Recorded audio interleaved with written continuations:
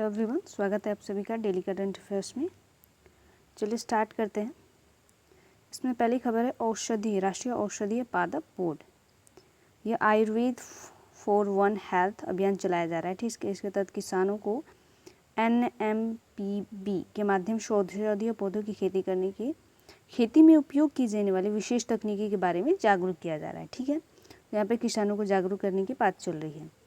One health एक एकीकृत और समानतापूर्ण दृष्टिकोण है। इसका उद्देश्य व्यक्तियों, जानवरों और पर्यावरण के स्वास्थ्य को संतुलित एवं अनुकूलित करना है। यहाँ पे तीनों, व्यक्ति, जानवर और पर्यावरण, सभी को अनुकूलित और संतुलित करने की बात की जा रही है। ठीक है, इसका गठन 2000 में किया गया था। इसे औषधीय पादप क्षेत्र को बढ़ावा देने के लिए गठित किया गया था। यहाँ पे ये राष्ट्रीय औषधीय पादप बोर्ड का गठन कब किया गया था? 2000 ईस्वी में किया गया था। इसको नोट कर लें। यह आयुष मंत्रालय के एक अनुभाग के रूप में कार्य कर रहा है। ठीक है, इसका कार्य अलग अलग मंत्रालयों के बीच समन्वय करने के लिए एक उचित तंत्र विकसित करना है और औषधीय पादप क्षेत्र के समग्र विकास के लिए नीतियों को लागू करना है। ठीक है, नेक्स्ट है reference fuel. Indian oil corporation limited ने भारत का पहला गैसोलीन और डीजल रेफरेंस फ्यूल लॉन्च किया है। ठीक है, वर्तमान में भारत द्वारा रेफरेंस फ्यूल का आयात किया जा रहा है। यहाँ पे नोट कर ले, भारत इसका आयात कर रहा है अभी। रेफरेंस फ्यूल प्रीमियर तथा उच्च गुणवत्ता वाले उत्पाद होते हैं। इनका उपयोग वाहनों के मूल उपकरण निर्माण, वे निर्माता और ऑटोमोटिव क्षेत्र में टेस्टिंग एवं सर्टिफिकेशन में शामिल संगठित वाहनों के कैलिब्रेशन एवं टेस्टिंग के लिए करते हैं। ठीक है, तो जो वाहन निर्माता है इस ऑयल का यूज़ करते हैं। यह ईंधन यानी जो रेफरेंस फ्यूल है, रेफरेंस फ्यूल के लिए ईंधन संबंधित मानक व्यावसायिक गैसोलीन और डीजल की तुलना में अधिक कठोर रहते हैं। यानी जो ईंधन के मानक है इसके बहुत कठोर होते हैं। स्थानीय स्तर पर उत्पादित रेफरेंस फ्यूल ऑटोमोटिव उद्योगों के मानकों के अनुरूप होंगे। साथ ही उचित मूल्य पर व समय पर उपलब्ध करवाया जाएगा। ठीक है, नेक्स्ट है क्रेडिट इन्फॉर्मेशन कंपनियां। ठीक है, RBI ने CICS यानी क्रेडिट इन्फॉर्मेशन कंपनियों को उधारकर्ताओं की ऋण या क्रेडिट संबंधित जानकारी को अपडेट करने या उनसे संसाधित करने में देरी करने पर उधारकर्ताओं को मुआवजा देने संबंधित फ्रेमवर्क जारी करने का निर्देश दिया है। यदि शिकायतकर्ता का जो समाधान 30 दिनों के भीतर नहीं किया जाता है तो CIC शिकायतकर्ताओं को मुआवजा देंगे। ये क्या है? क्रेडिट इन्फॉर्मेशन कंपनियां हैं। आज प्रचार वगैरह में देखते होंगे, टीवी में आता होगा कि आप अपना क्रेडिट स्कोर चेक करें, यही कंपनियां होती हैं। ठीक है, अगर निर्देश दिया RBI ने कि ये कंपनियां अगर किसी जो उधार करता है, जो ऋणी है, उसने ऋण लिया है, उसकी कोई समस्या है उससे रिलेटेड, तो अगर समाधान नहीं किया जाता है 30 दिनों के भीतर तो वो जो कंपनियां हैं उनका मुआवजा देंगी, यानी पेड करेंगी उसके बदले में।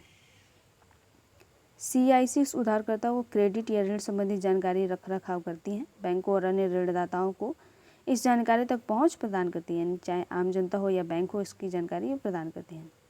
CIC बैंकों, क्रेडिट कार्ड्स कंपनियों और गैर बैंकिंग वित्तीय कंपनियों से जानकारी एकत्रित करती हैं।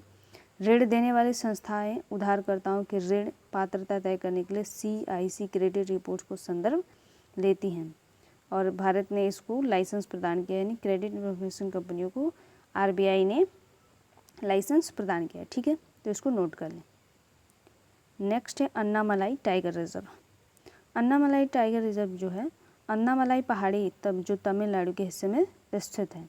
ये दक्षिण पश्चिमी घाट, यहाँ पे नोट कर ले, दक्षिण पश्चिम घाट में पलक्कड़ दर्रे के दक्षिण में स्थित है। इसको नोट कर ले। यह परिम्बकुलम टाइगर रिजर्व, चिन्नार वन्यजीव अभ्यारण्य और एराविकुलम राष्ट्रीय उद्यान से घिरा हुआ है। तो ये तीनों भी नोट कर ले, ये सब नोट कर ले। ATR की करियान, शोला, ग्रास सेल्स और मंजमपट्टी यूनेस्को विश्व विरासत, ठीक है, विश्व विरासत धरोहर स्थल का हिस्सा है। ठीक है, सभी को नोट कर लें। उसके बाद यह रिजर्व मालासार, मल्लैर, मालासर, काडर, एरावलर, वुलेयर और मुदुवर नामक 6 जनजातियों का निवास स्थान है। यानी अन्नामलाई टाइगर रिजर्व में ये जनजातियाँ निवास करती हैं। यहाँ कुछ वनस्पति है जैसे बालसम, ठीक है, कार्डिड, कुरिंची आदि, ये क्या है? वनस्पतियाँ हैं। कुछ जीव जंतु पाए जाते हैं जैसे बंगाल टाइगर, हाथी, भारतीय हाथी, नीलगिरी ताहर और गौर में यानी गौरैया पक्षी है ये, ठीक है। तो ये अन्नामलाई टाइगर रिजर्व में पाए जाते हैं, तमिलनाडु के है ये, ठीक है। इस सबको नोट कर लें। नेक्स्ट है गाय की देसी नस्ल गीर। क्वेश्चन में पूछ सकता है कि गीर क्या है, तो गाय की देशी नस्ल है, ठीक है, तो उसको ध्यान में रखना है। राष्ट्रीय गोकुल मिशन के अंतर्गत गाय की देशी नस्ल गीर के पालन को बढ़ावा दिया जा रहा है, ठीक है। राष्ट्रीय गोकुल मिशन का कार्यान्वयन पशुपालन और डेयरी विभाग 2014 से कर रहा है। इस मिशन का उद्देश्य देसी गौवंश नस्लों का विकास और संरक्षण करना है। मूल रूप से गिर गाय गुजरात के गिर जंगल में पाई जाती है। कहाँ पाई जाती है इसको नोट कर ले। जो गिर गाय है गुजरात के जंगलों में पाई जाती है, तो याद करना इजी है, गिर गुजरात, ठीक है। गाय की यह नस्ल महाराष्ट्र और निकटवर्ती राजस्थान में भी पाली जाती है, तो महाराष्ट्र और राजस्थान में पाली जाती है, इसको भी नोट कर लें, ठीक है। पूछ सकता है क्वेश्चन में, बहुत पूछता है इस तरह के प्रश्न। यह अधिक दूध देती है, साथ ही यह शांत प्रवृत्ति वाले, अत्यावधिक सहनशील और किसी भी क्षेत्र के अनुकूल हो जाने वाली नस्ल है, यानी बहुत ही उपयोगी है, किसी भी क्षेत्र में रह सकती है। इसमें भारत के संपूर्ण मध्य क्षेत्र, उत्तरी मैदान, दक्षिणी भागों की जलवायु के अनुकूल होने की क्षमता। इसका तात्पर्य है कि इसे इन क्षेत्रों में भी कहीं भी पाला जा सकता है, ठीक है। मवेशियों की अन्य देशी नस्लों में लाल सिंधी, साहिवाल और हल्लीकर आदि ये गाय की नस्लें हैं, ठीक है। मवेशियों की अन्य नस्लें हैं, ठीक है, तो इसको भी नोट कर लें। उसके बाद है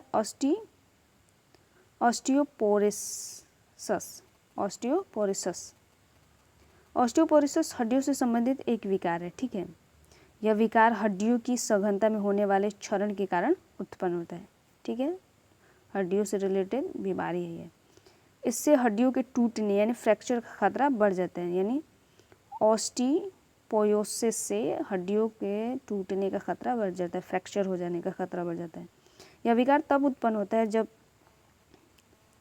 बोन मिनरल डेफिसिट और बोन मास में कमी आती है, ठीक है, अथवा जब हड्डी की संरचना व कठोरता में बदलाव होता है। हड्डी जैसे जब हड्डियों की संरचना बदलती है तब इस तरह की डिजीज़ होने की संभावना होती है।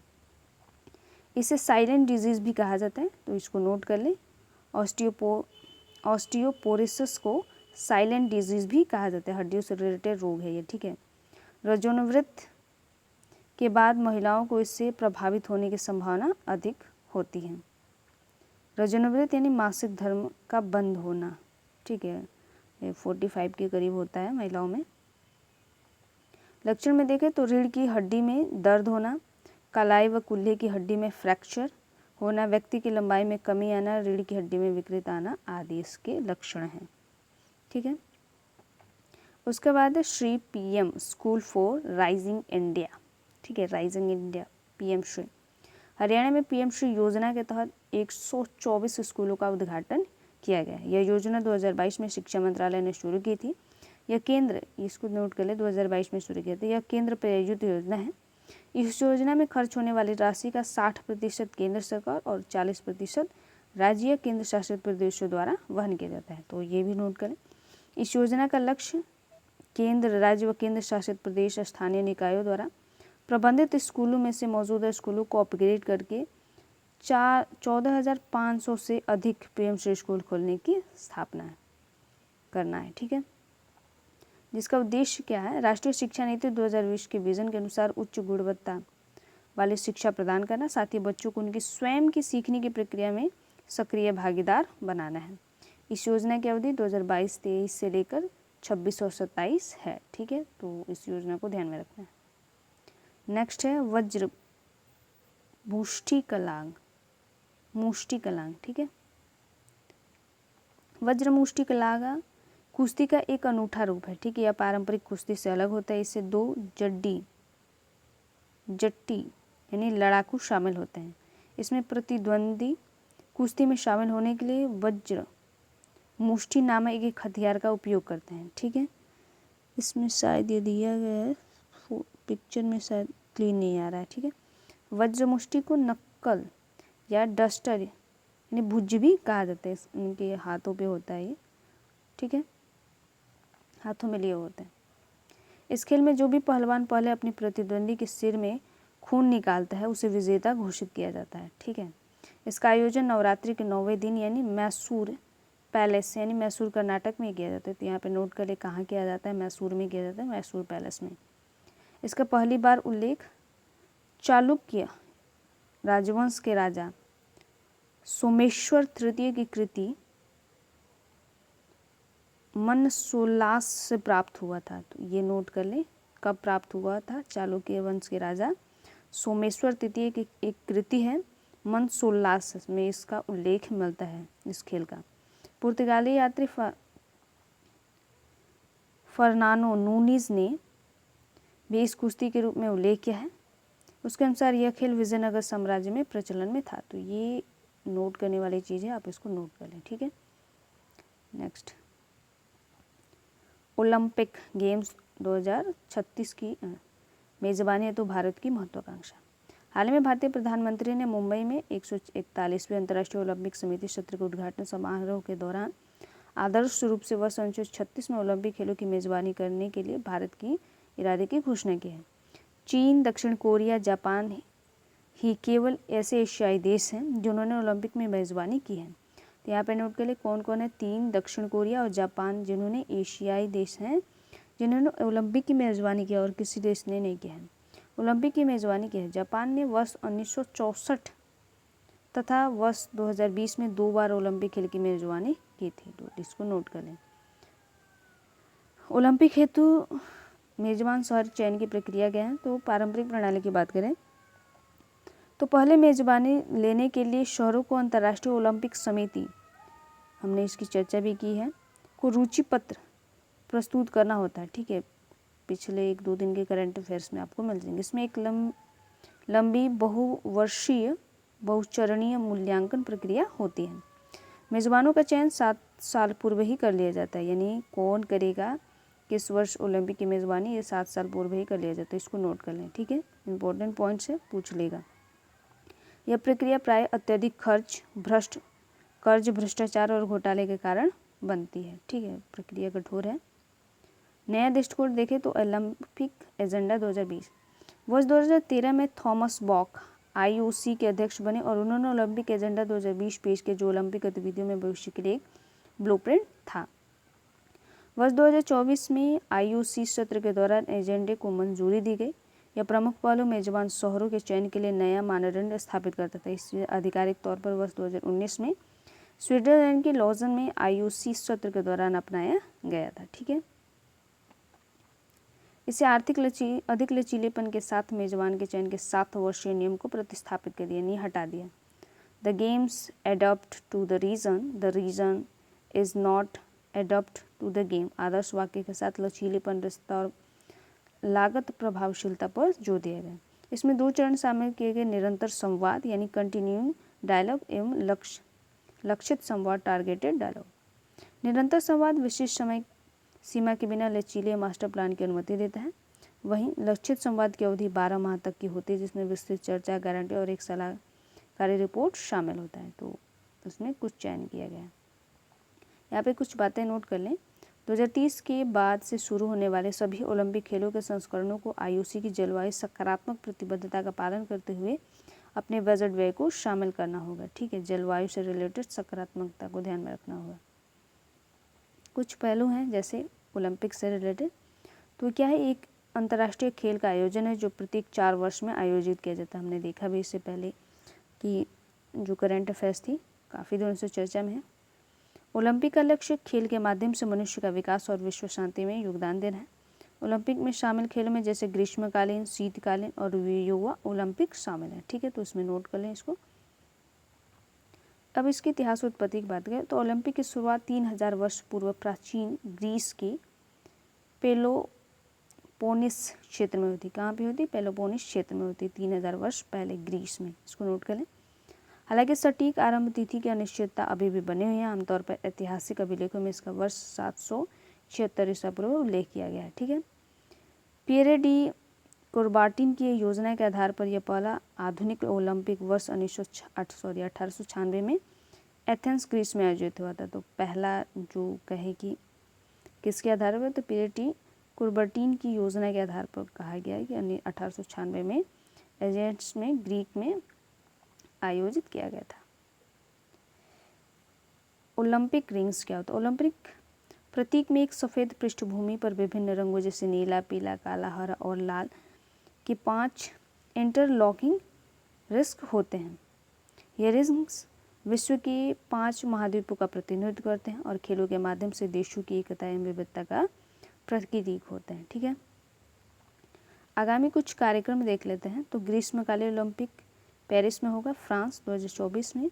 शीतकालीन ओलंपिक 2026 में मिलान कॉर्टिना डिएम्पेजा इटली में होगा।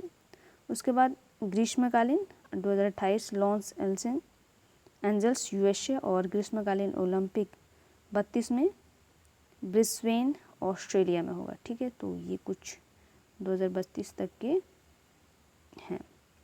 भारत द्वारा आयोजित अंतर्राष्ट्रीय बहुत खेल योजना क्या क्या है? तो एशिया खेल है 1951 और 1882, राष्ट्रीय राष्ट्रमंडल खेल 2010 और दक्षिण एशियाई खेल 1987, 1995 और 2016। ठीक है, जो भारत द्वारा आयोजित कराए गए थे। ठीक है, सो आज के लिए इतना ही गाइस, थैंक यू।